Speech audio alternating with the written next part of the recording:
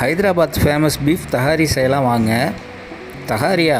அடா ஆமாங்க, ஹைதராபாத்தில் பிரியாணிக்கு அடுத்ததாக ரொம்ப பிரபலமான ரெசிபி இது தான். நம்ம ஊர் பிரியாணி ஸ்டைலில் தான் இதை செய்வாங்க, இருந்தாலும் நிறைய வித்தியாசமும் இருக்குது. டேஸ்ட்டும் வேறு லெவல் தாங்க. Hi friends, welcome back to Asma's Tamil kitchen. இந்த ரெசிபி செய்ய தேவையான பொருட்கள் என்னென்னு பார்க்கலாம். சீரக சம்பா அரிசி 600 கிராம், பீஃப் 1/2 கிலோ, தயிர் 200 கிராம், வெங்காயம் 4, தக்காளி 3, எலுமிச்சை 1, பட்டை 4, கிராம்பு 9, ஏலக்காய் 5, முழு மிளகு 1 டேபிள் ஸ்பூன், ஜீரகம் 1/2 டேபிள் ஸ்பூன், மல்லி புதினா 1 கைப்பிடி அளவு, உப்பு தேவையான அளவு, நெய் 2 டேபிள் ஸ்பூன்.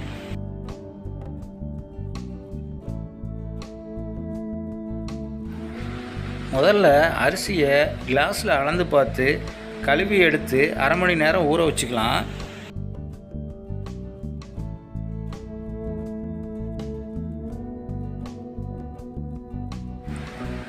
தஹாரி செய்கிறதுக்கு ஒரு பாத்திரத்தை அடுப்பில் வச்சு 2 டேபிள் ஸ்பூன் நெய் விட்டுக்கலாம். இது கூடவே 4 டேபிள் ஸ்பூன் கடலெண்ணெய் சேர்த்துக்கலாம். எண்ணெய் சூடாகி வந்ததும் நறுக்கின வெங்காயத்தை சேர்த்துக்கலாம்.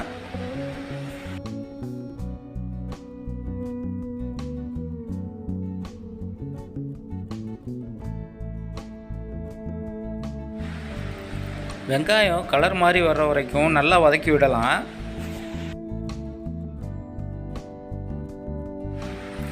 இது கூட 5 பச்சை மிளகாயை சேர்த்துக்கலாம்.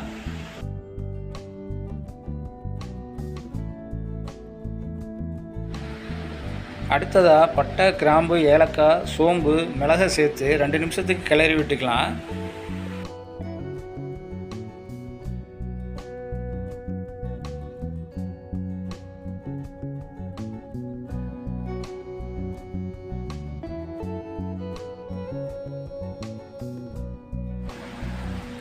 இந்த ஸ்டேஜில் நறுக்கி வச்ச தக்காளியை சேர்த்துக்கலாம்.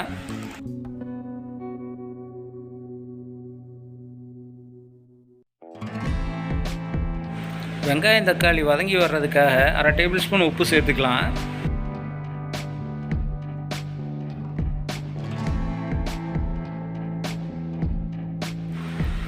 அடுத்து 2 டேபிள் ஸ்பூன் இஞ்சி பூண்டு விழுது சேர்த்து பச்சை வாசனை போகிற வரைக்கும் வதக்கி விட்டுக்கலாம்.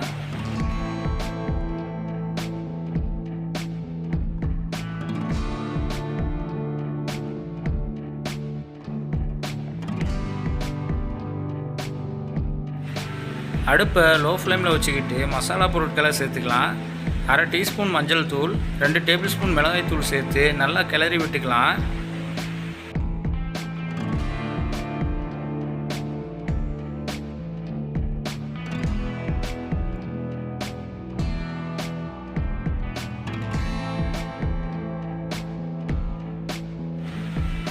இது கூட 200 கிராம் தயிர் சேர்த்து ஒரு 2 நிமிஷத்துக்கு மேலும் நல்லா வதக்கி விட்டுக்கலாம்.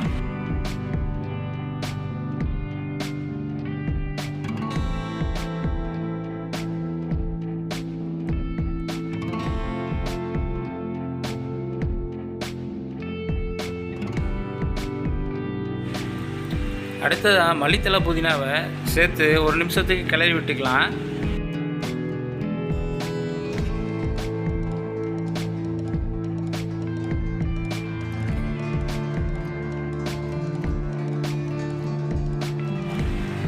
கூடவே ஒரு எலுமிச்சம்பழத்தோட சாறை சேர்த்துக்கலாம்.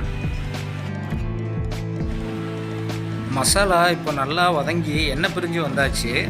இந்த ஸ்டேஜில் பீஃபை சேர்த்துக்கலாம். பீஃப் சேர்த்ததும் 2 நிமிஷத்துக்கு மசாலா கூட நல்லா கிளறி விட்டு வேக விடுங்க.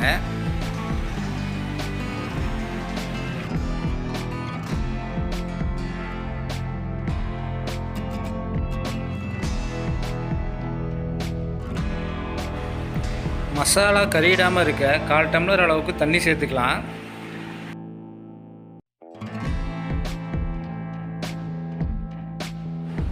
அடுத்ததாக 2.5 டம்ளர் அரிசிக்கு அளவு தண்ணியான 5 டம்ளர் தண்ணி சேர்த்து கொதிக்க விட்டுக்கலாம்.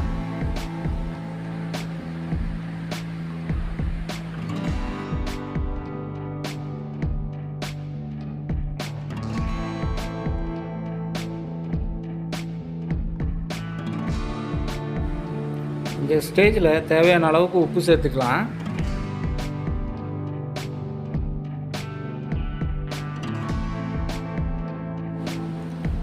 தண்ணி கொதிக்க ஆரம்பிச்சிருச்சு. இந்த ஸ்டேஜில் ஊற வச்ச அரிசியை சேர்த்துக்கலாம்.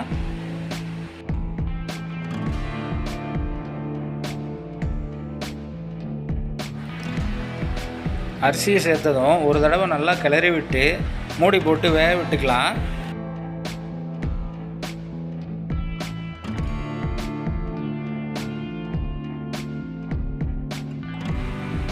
அஞ்சு நிமிஷம் ஆயிடுச்சு. பாருங்கள், தண்ணி ஃபுல்லாக ட்ரை ஆகி வந்துருச்சு. இந்த ஸ்டேஜில் அரிசி உடஞ்சிராமல் முழுசாக ஒரு தடவை நல்லா கிளறி விட்டு தம் போட்டுடலாம்.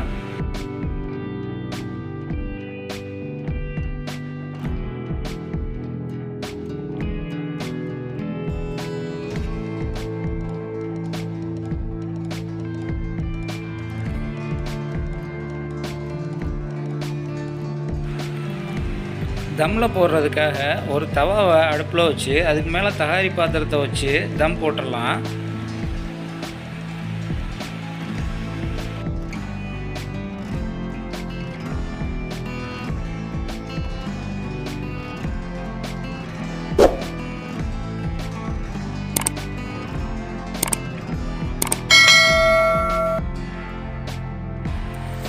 மூடியை போட்டு அதுக்கு மேலே வெயிட்டான பொருள் ஏதாவது வச்சுருங்க. அதனால் தம்மில் போடுற ஆவி வெளியேறாமல் இருக்கும். தம் போட்டு 2 நிமிஷம் ஆயிடுச்சு. இப்போ திறந்து பார்க்கலாம்.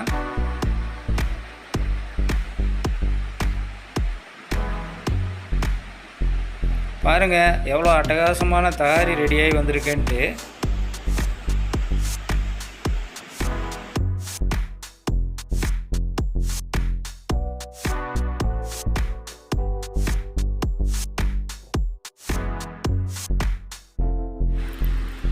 அவ்வளவுதாங்க, அடுப்பை ஆஃப் பண்ணி இறக்கிடலாம். டேஸ்டியான தகாரி ரெடி ஆயிடுச்சு.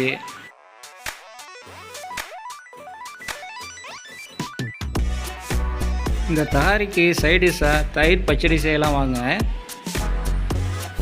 இதுக்காக 200 கிராம் தயிர் எடுத்துக்கிறேன்.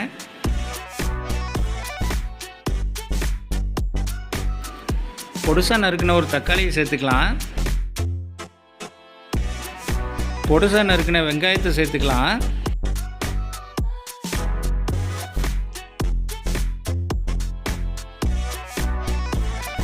கூடவே பொடுசாக நறுக்கின 2 பச்சை மிளகா, ஒரு கொத்து மல்லித்தலையை சேர்த்துக்கலாம்.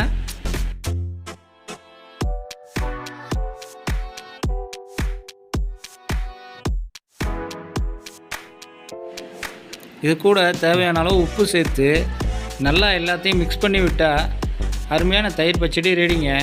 இந்த தயிர் பச்சடிக்கு கேரட், வெள்ளரிக்காய் இதுகளையும் பொடுசாக நறுக்கி சேர்த்தா இன்னும் டேஸ்ட் அட்டகாசமாக இருக்கும். இந்த வீடியோ பிடிச்சிருந்தா மறக்காமல் நம்ம சேனலை சப்ஸ்கிரைப் பண்ணுங்கள் ஃப்ரெண்ட்ஸ். நீங்களும் உங்கள் வீட்டில் இதை ட்ரை பண்ணி பார்த்துட்டு எப்படி இருந்துச்சுன்னு மறக்காமல் கமெண்ட் பண்ணுங்கள்.